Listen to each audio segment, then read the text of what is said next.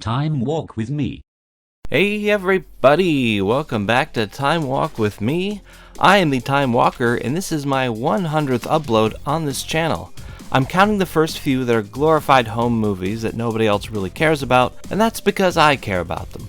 I said in my community tab that I wanted to do something special for this, and hopefully this deck seems special enough.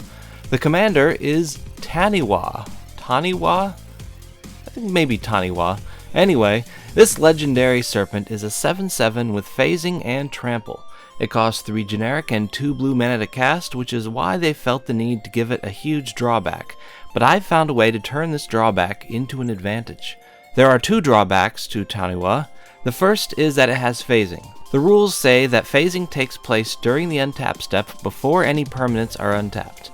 Everything that you control with phasing phases out, and everything you control that is phased out phases back in. ETB and LTB triggers don't happen. Phased out permanents simply cease to exist until they come back. The second drawback is that at the beginning of your upkeep, all lands you control phase out. So, except for the first turn that you play Taniwha, if it's out, your lands are not.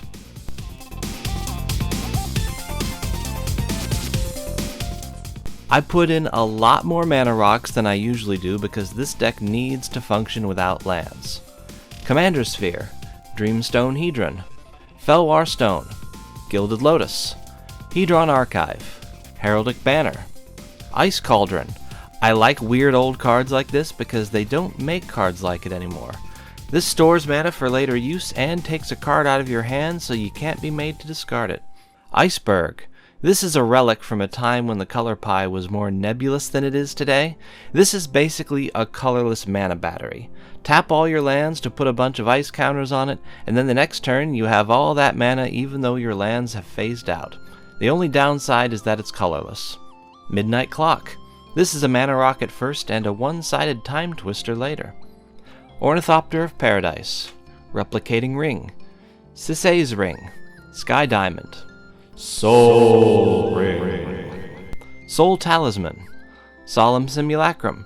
This is here to serve as ramp and a little bit of card draw. It's also a 2/2 creature, so that could also come in handy. Really, it's multifunctional, which is why it's such a popular card. Stone Speaker Crystal, Thran Dynamo, Golem's Eye, and Worn Power Stone.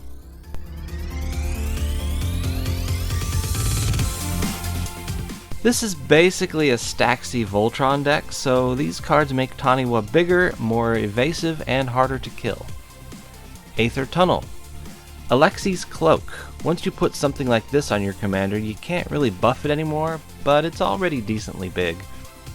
Argentum Armor, Astral Wingspan, Oromancer's Guise, Cartouche of Knowledge, Corrupted Conscience, Curiosity, Curious Inquiry, Diplomatic Immunity, Drake Umbra, Eel Umbra, Eldrazi Conscription, Flight of Fancy, Invisibility, and Jeskai Runemark.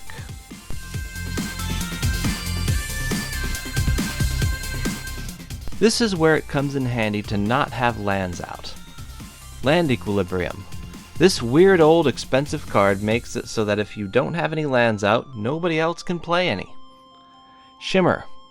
Your opponents don't have to feel left out of the lands phasing out party. Just don't choose islands or you'll never have lands. Then again, if you have enough mana rocks out, it might not matter. Storm Cauldron.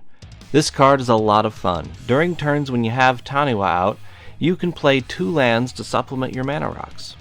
And Sunder. This is a horrible, mean card that you should use during turns when Taniwha exists, so your lands stay on the battlefield while everyone else's go away. Then wonder why you don't have friends anymore.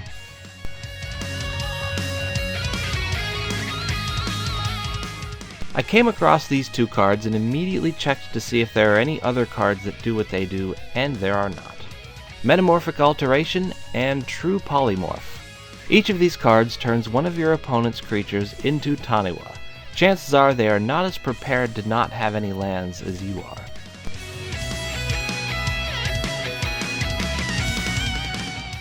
Betrayal. Put this on a creature an opponent will want to tap a lot and enjoy the card draw.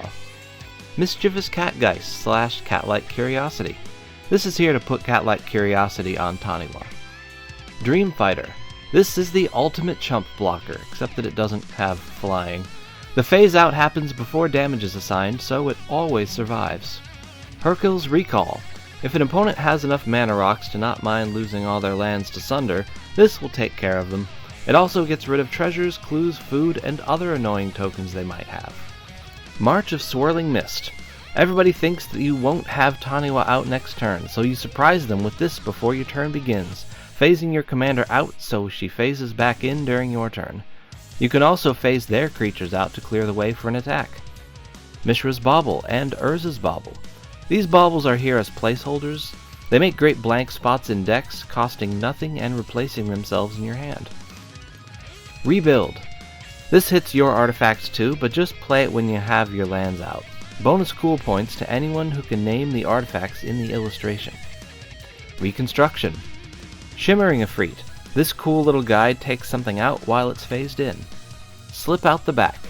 This was suggested by Albert van Dottassen 3512, possibly known to his friends and family as 3512. It's a cool surprise to anyone who thinks they're safe from Taniwha because it'll be phased out next turn, just like with March of Swirling Mist. And Time and Tide. Surprise! Here's Taniwha. 7 damage to your face, please.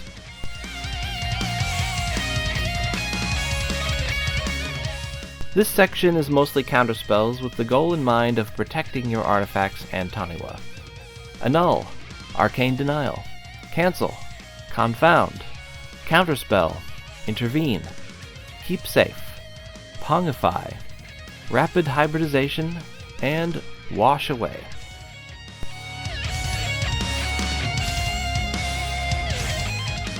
This deck might be kind of annoying to play against, so I just put in basic islands for the lands. If you're a worse person than I am, you can put in stuff like Strip Mine or that one land that gives you back an instant or sorcery from your graveyard, but I wouldn't recommend it. Keep as many friends around as you can. You might need them at some point. And that's it. That is my Taniwha deck. Tell me what you think.